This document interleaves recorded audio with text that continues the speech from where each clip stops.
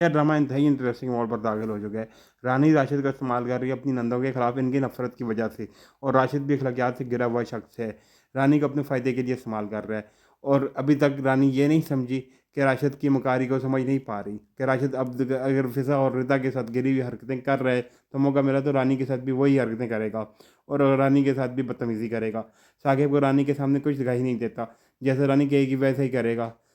राशिद जैसा घटिया शख्स रिदा के साथ बदतमीज़ी करता है और फिजा से शादी करना चाहता है। रानी फिजा पर बरगजारी का इल्ज़ाम लगाती है कि साकिब मेरी बहन को फंसा रहा है, साकिब के सामने इसकी तौहीन करती है, और साकिब अपनी बहन पर यकीन करने के बजाय रानी के पर अंधा एतबार करता है, और फिजा को बता देता है कि वो जल्द अज जल्द फिजा की शादी राशिद से करवा देगा। फिजा पर यह बात बम बनकर फटती है, और ऐसे यकीन नहीं आता कि भाई शादी के बाद इस कदर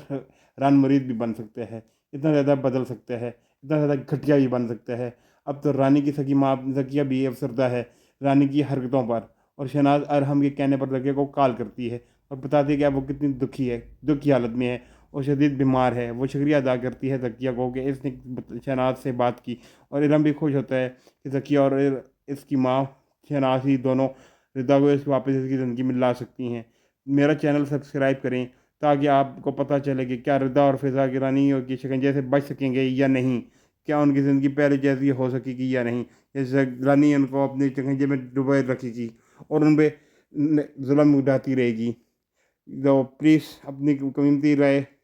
कमेंट बॉक्स में दें कि क्या रानी की रागे वो अपने ही कम शिकंजे में फंसाएगी या आगे वो समझ आएगी।